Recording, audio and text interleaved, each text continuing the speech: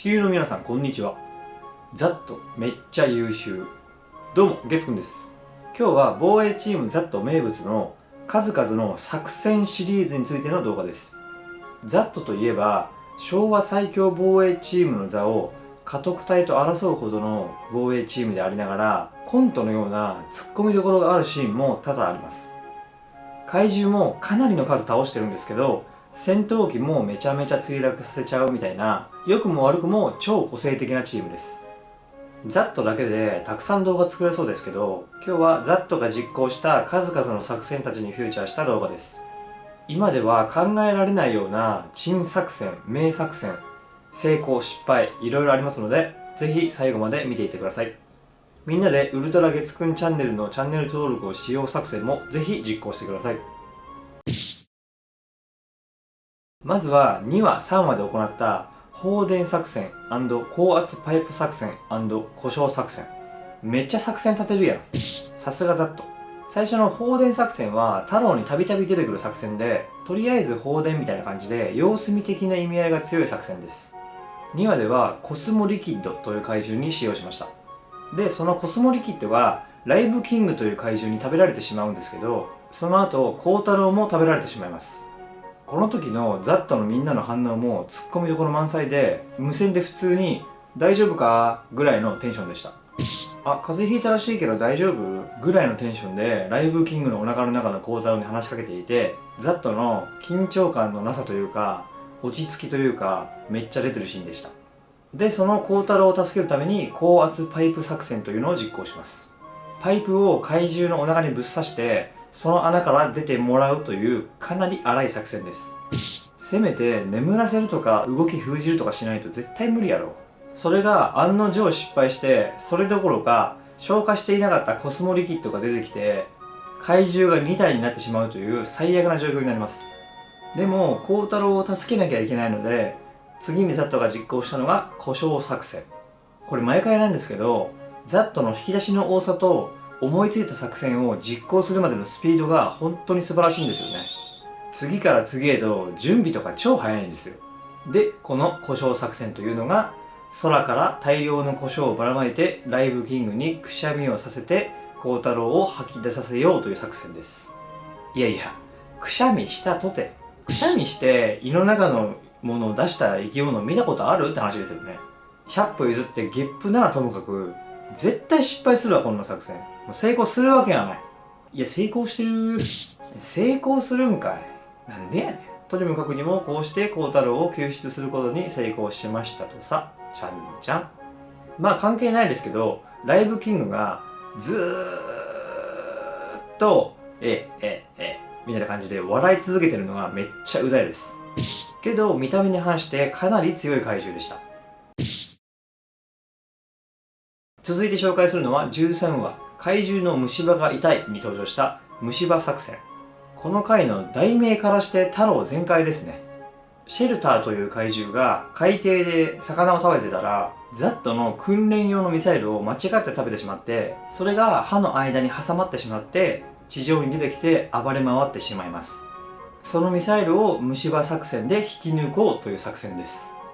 虫歯怪獣とか言われてますけど、虫歯ないですからね。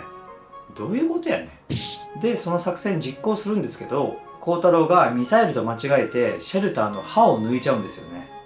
虫歯でも何でもない健康な歯を麻酔もなしで引っこ抜いてるので、痛すぎて余計暴れてしまうという最悪な結果になってしまいます。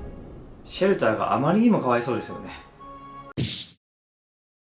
次は48話、日本の童謡から怪獣ひな祭りに登場した白酒作戦。まあこれは厳密に言うとザットの作戦というよりかはファイル星人の提案に乗ったっていう感じなんですけど、どういうことかと言いますと、お酒が大好きなベロンという怪獣が逃げ出してしまって、それを追ってファイル星人という地球人の子供のような姿をした宇宙人たちが地球にやってきます。それでベロンを捕まえるのを協力してほしいって地球人の一般人の子供にお願いするんですけど、頼む相手間違いすぎですよね。せめて大人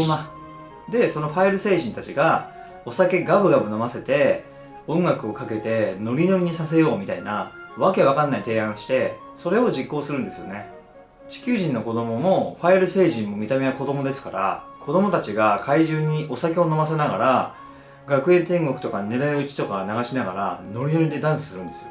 うららうららみたいな感じで。しかも結構長い尺を使ってダンスを披露してくるんで、マジで一体何を見せられてるんや状態なんですよ。そこに孝太郎と北島隊員が来て、君たち何やってるんだ、危ないじゃないかみたいな感じで避難させようとするんですけど、孝太郎もなぜか一緒に踊り出して北島隊員がドン引きしていました。北島隊員、あんたは楽しいよ。で、それに協力する形でザットがお酒を追加してベロンを酔いつぶそうとガブガブお酒を飲ませるんですけど、悪酔いしてしまって逆に暴れ出すという最悪な結果になってしまいます。この時は太郎の戦い方もめちゃくちゃで非常に笑えるポイントが多くてコント感が満載の楽しい回でした。太郎のおかしな戦術についてはまた別で動画を出します。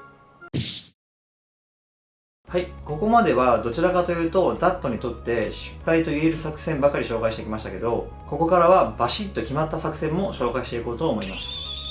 このままだとザットがただのヤバいやつだと思われてしまうんで、まずは24話25話のムルルワとの戦いで実行した AZ1974 作戦。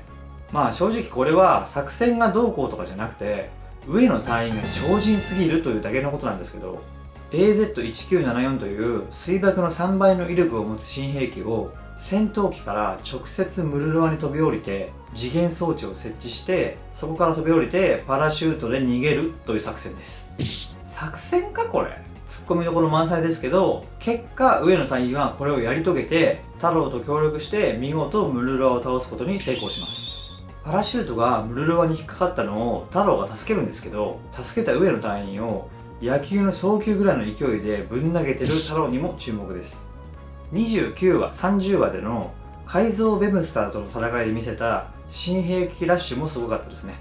ベムスターがヤプールの手によって復活したので、過去の映像を振り返ってまずはウルトラブレスレットと同じ威力のノコギリを開発します。人間がウルトラブレスレットと同じ威力の斬撃を打てるのすごくないですか？幸いウルトラブレスレットの解析は完了しているとかさらっと言ってましたけど、すごすぎる。結局ベムスターは強化されていて効かないんですけど、後日再戦した時に新兵器高エネルギー爆弾をベムスターに飲み込ませて体内で爆発させるという完璧な作戦で改造ベムスターを見事撃破します。ノコギリ作戦と高エネルギー爆弾作戦とかそんな感じでしょうかね。次は35話必殺太郎怒りの一撃に登場した目つぶし星人加担星人との戦いで実行したベル作戦。その名の通り目つぶしをしてくる星人で、太郎も目つぶしをされてしまって一時的に視力を失って馬乗りでボコボコにされている時にザットが颯爽と現れて加担星人の体に巨大なベルを設置します。で太郎はそのベルの音を頼りに加担星人の動きを察知して見事加担星人を倒します。これもお見事ですよね。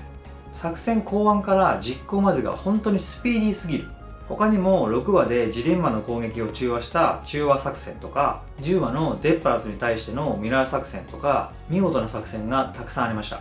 本当にふざけているだけのように見えて、ザットは超優秀な防衛チームです。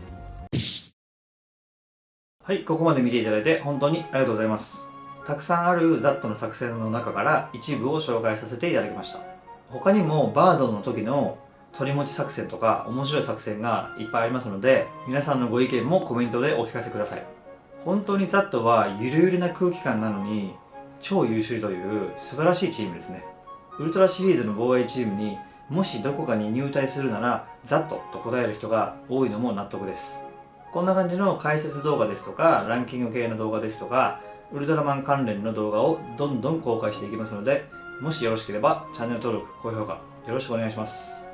それではまた次の動画で。さよなら。